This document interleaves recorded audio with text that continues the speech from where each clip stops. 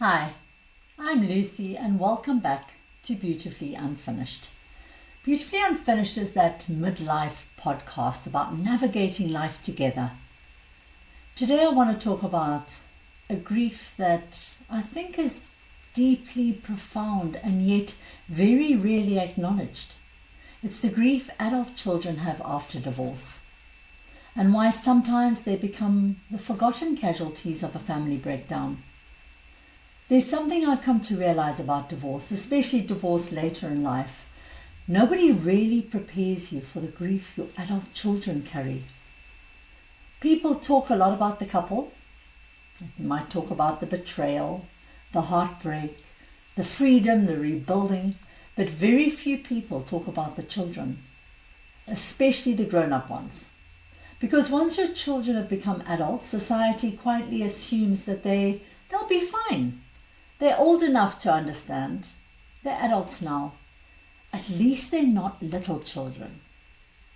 And while all those things may be completely true, understanding something logically and grieving it emotionally are two very different things.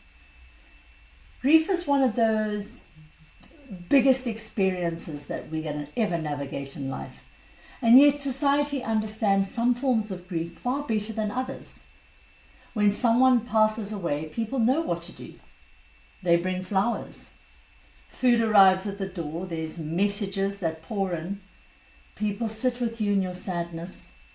There's a collective understanding that something profound has been lost. And while none of those things remove the pain, they acknowledge it. They say, "We see your grief." But divorce grief, that's very different. There's often an element of shame that seems to be attached to it. There's silence, there's awkwardness, sometimes judgment, especially after a long marriage or circumstances. People don't know whether to celebrate your freedom, mourn your loss, or simply avoid the subject altogether. And yet divorce absolutely carries grief. Grief of a marriage, grief of shared dreams, grief of futures imagined but never lived, the grief of family traditions changing shape forever, the grief of hopes, plans, identities, and belonging. But unlike death, this grief really comes bearing flowers.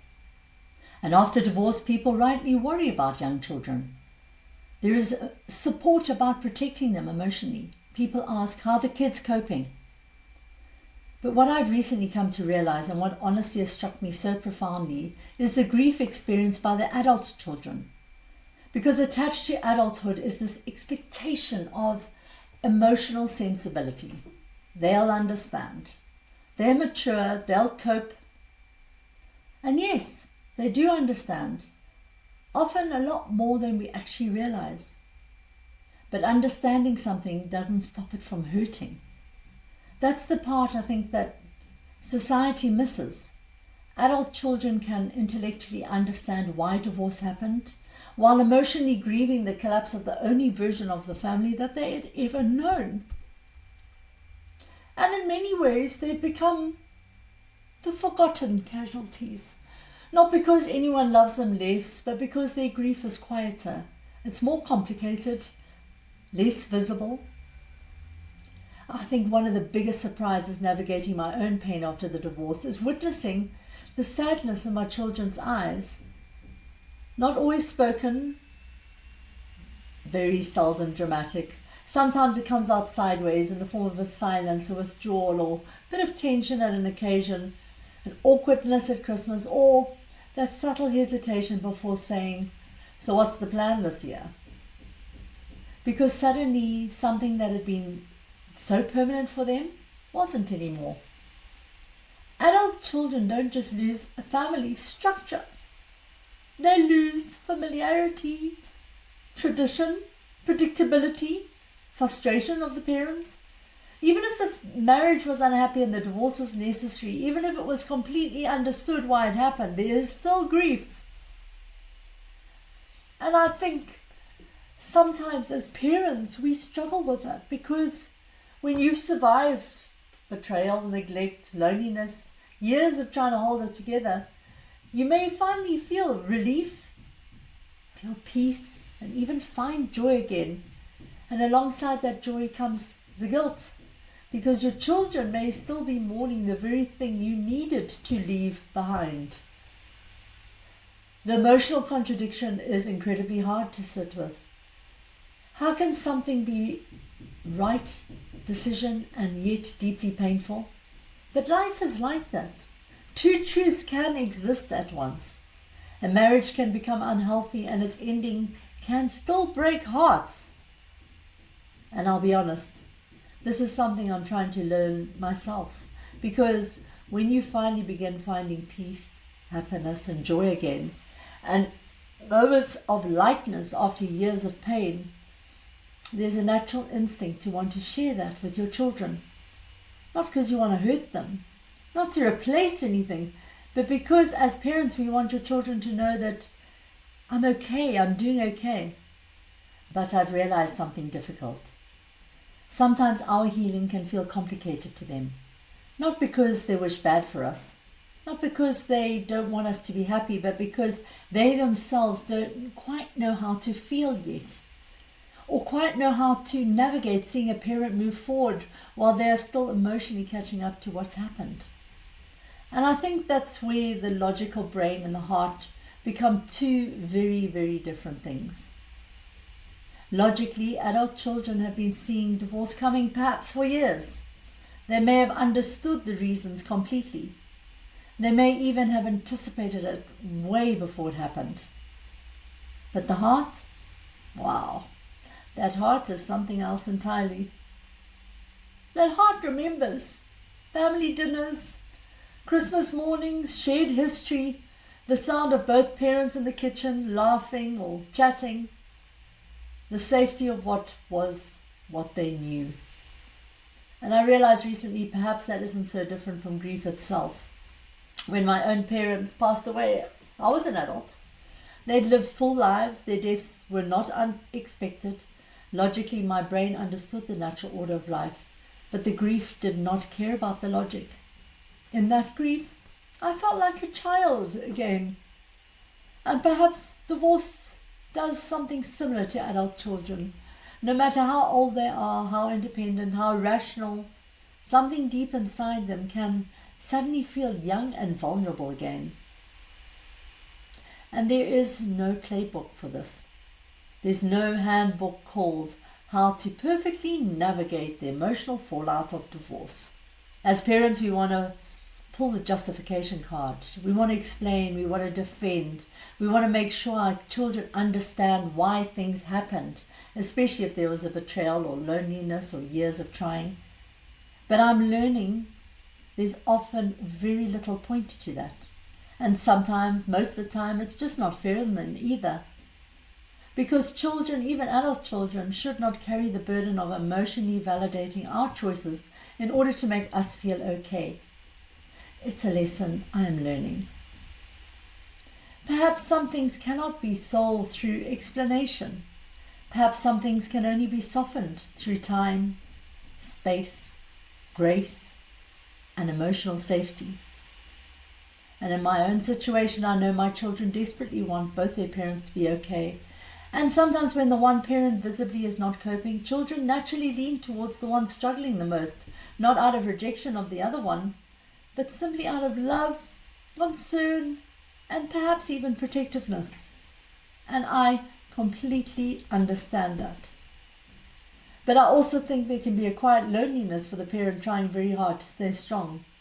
The one saying, I'm okay, while still carrying grief too. Because strength can sometimes look very similar to not needing anyone, when in reality that may not be true at all. And perhaps that's the other part of divorce no one really talks about. Sometimes the parent who appears to be coping okay can quietly be the lonelier one. Not because they're hurting less, but because they're trying not to make things heavier for the people that they love.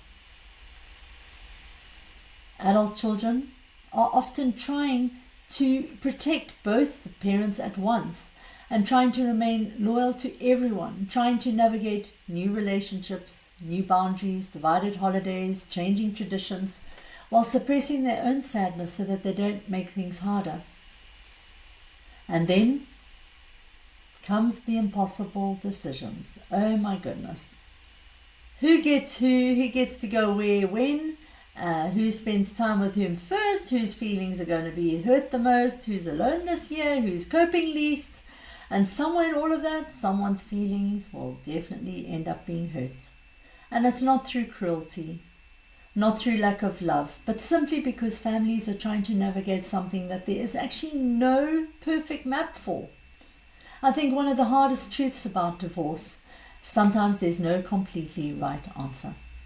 Only people doing the very best with the emotional impossible decisions that they have. And perhaps navigating this well is less about perfection and more about grace.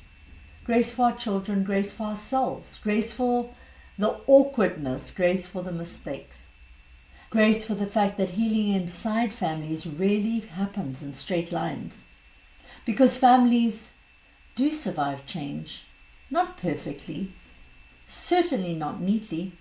Sometimes relationships deepen through honesty. Sometimes adult children begin seeing their parents not as superheroes, but just as human beings. Flawed, totally complex, trying, annoying, irritating, you name it. And perhaps there's something strangely beautiful in that too. Not the destruction of the illusion, but the building of something real afterwards. I think the important thing is allowing space for grief without shame. Allowing our children to miss what was, without interpreting it as a rejection of what is now. They're allowed to grieve the old version of the family, while still loving the new versions of us becoming. And maybe we as parents need to stop expecting everyone to move on so quickly. I need to learn that lesson.